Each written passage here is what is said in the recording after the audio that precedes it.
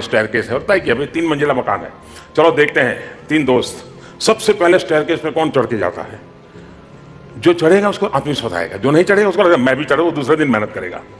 आत्मविश्वास हर कदम पर कोशिश करते करते करते बढ़ता है और हम उसको अचीव कर सकते हैं।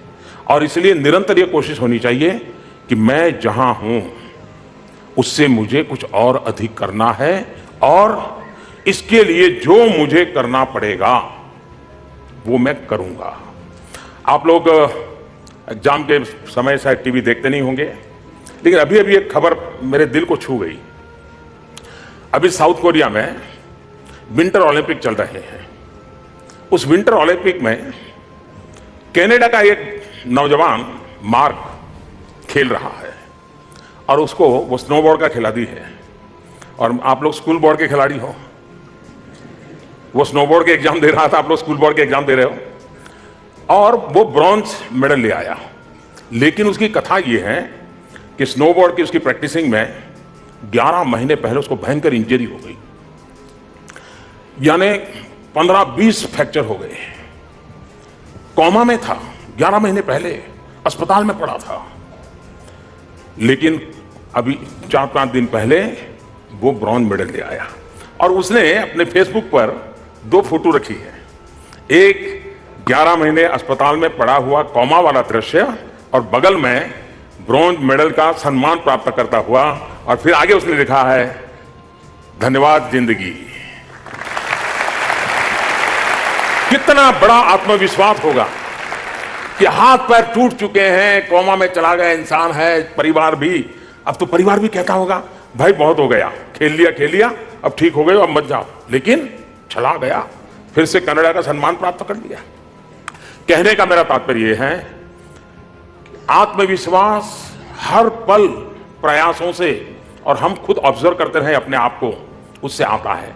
स्कूल में जाते समय दिमाग में से ये निकाल दीजिए कि कोई आपकी एग्जाम ले रहा है, दिमाग में से ये निकाल दीजिए कि कोई आपको अंक देने वाला है, दिमाग में ये भर दीजिए आप ही आपके एग्जामिनर हो, आप ही अपना भविष्य तय करोगे। और कौन होता है आपका भविष्य तय करने वाला? वो अंक गिनने वाले गिनते रहेंगे, मैं अपने हौसले को लेकर के चलता रहूंगा। इस भाव के साथ बैठिए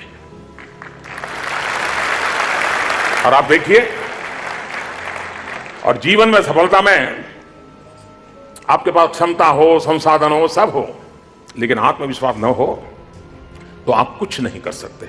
और इसे बहुत बढ़िया सवाल पूछा बेटा आपने, और देश के 3 बच्चों ने मुझे बताया। एक बात मैं कहना चाहूंगा, हमारा देश विविधताओं से भरा हुआ है, 100 के करीब भाषाएं हैं, 1700 से ज्यादा करीब डायलेक्ट्स हैं, इतनी विविधताओं से भरा देश है। लेकिन मेरी मर्यादा है, मुझे देश की इतनी भाषाएं नहीं आती हैं।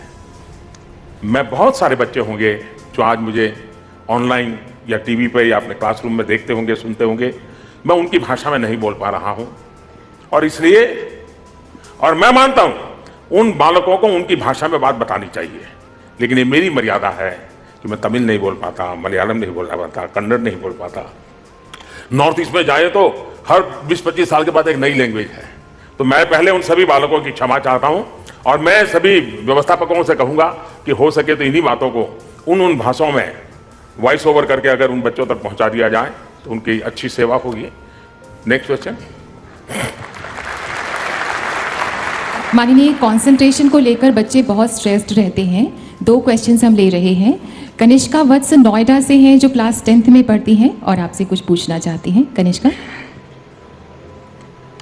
Good afternoon, sir.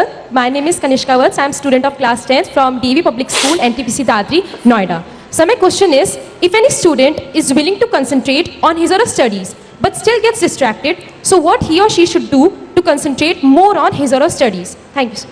अगर पढ़ाई से ध्यान कहीं और बढ़ता है तो पढ़ाई में कंसंट्रेट करने के लिए क्या करना चाहिए?